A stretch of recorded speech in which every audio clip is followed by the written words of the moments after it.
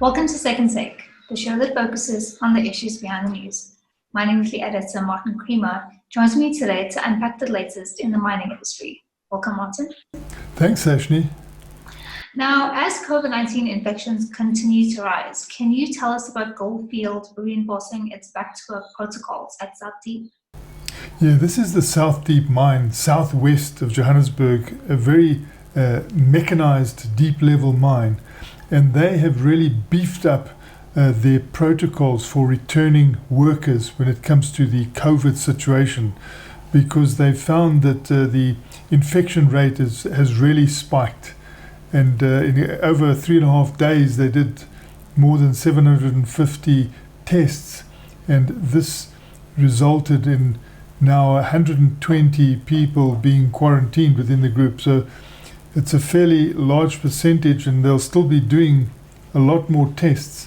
And so they are really going all out to make sure that a lot of testing is done, because the number of cases doesn't really concern them or worry them. What really worries them is if they don't know that people have the virus and they're going into work. So there are a lot of questions that are asked of the returning workers after this festive period, and they are a mixture of really critical questions, finding out where people have been, and also not as intensive questions, because they want to cover as broad a spectrum as possible, and people who may be assuming that they are not infected, they do discover that some of them are in fact infected.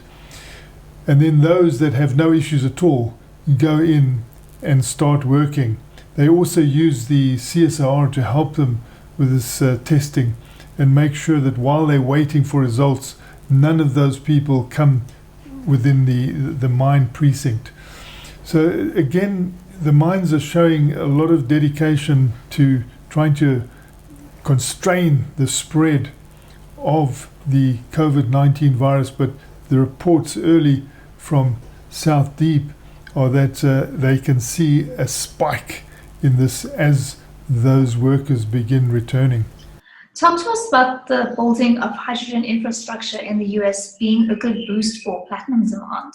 Yes, we've had a fantastic interview with PowerTap, that's part of a public company group in the United States, and they are going all out now to make sure that they build hydrogen infrastructure ahead of hydrogen vehicles even. So which comes first, the chicken or the egg? They've decided, PowerTap, that the egg must come first, and they've got fantastic technology and very small footprints for hydrogen fueling stations. And they are partnering now with heavy haulage trucks and also looking at consumer vehicles starting in California, which, as they tell us, is really bigger than the whole of Canada when it comes to population. So it's the 5th biggest economy in the world. So it's almost a country on its own.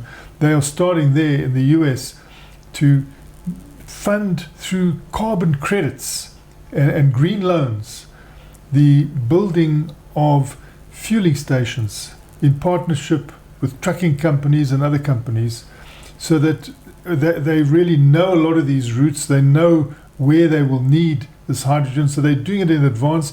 They're saying that they will have or at least 500 of these fueling stations in the next 3 to 5 years, and they're getting the message that this will be inadequate really, and there are a lot of other companies also coming in. They feel that everybody will be close to a hydrogen fueling station soon, and that is music to the ears of the South Africans, because the vehicles that pull up to get the hydrogen will be fuel cell electric vehicles, and those fuel cell electric vehicles have the platinum in the fuel cell that creates the catalytic movement that converts that hydrogen into electricity, and this is clean electricity.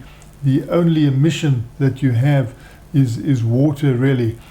And we note that PowerTap are going in very strongly, but also all around the world you're hearing of determination to come in now with particularly heavy haulage vehicles. Hyundai is bringing in, planning to bring in, they've already brought in, I think, over 50, but more than 1,600 of these vehicles into Switzerland, which already has hydropower, where they can use that hydropower to produce the hydrogen, and then these trucks, these Hyundai trucks, will be powered by hydrogen fuel cells, which make use of platinum group metals. So all along, both on the electrolyzer when you produce the hydrogen and the fuel cells that drive the vehicles, South Africa stands to benefit from the demand building up for platinum group metals. And Martin, lastly, can you unpack mining companies being pressurized to commit to a decarbonized future? You see that investors at the moment are pressurizing mining companies to decarbonize. You see that banks are saying, we won't give loans to companies that carbonize excessively.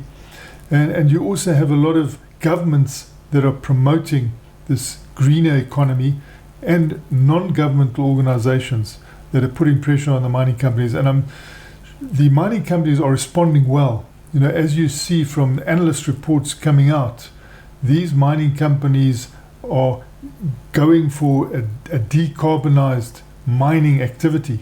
And, they do it within 3 scopes under the Paris Agreement. And scope 1, deals with their own emissions, what they're actually doing themselves.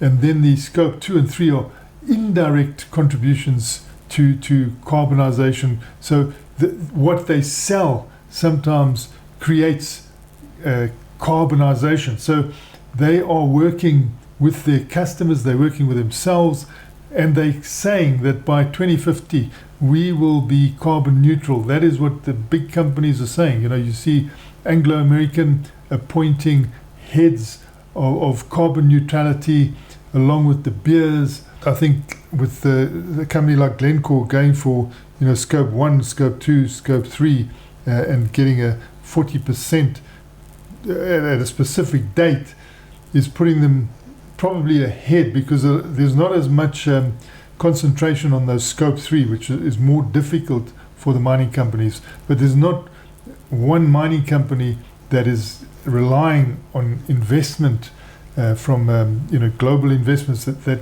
isn't taking steps to make sure that they try and conform with the Paris Agreement. So this is important because they're also producing some products that do create carbon. So they've got to make sure they lower those levels of bad contribution to the atmosphere. But at the same time, they are beginning to produce metals that will help the world to move towards a clean tech, towards making sure that they are low carbon producers. So on the one hand, if you have got high carbon, you're reducing that. On the other hand, you're helping the world to decarbonize. So very broad spread activity, far-reaching activity by virtually all publicly listed mining companies. And I'm sure outside of mining you see the same thing, but we're noticing it a lot in mining at the moment, that they have made commitments towards pathways for zero emissions. Thanks for speaking with us, Martin. It's a great pleasure, Sashni. That's it for today. Join us again next week for more news analysis on the local and global mining industries. And don't forget to listen to the audio version of our Mining Weekly daily email newsletter.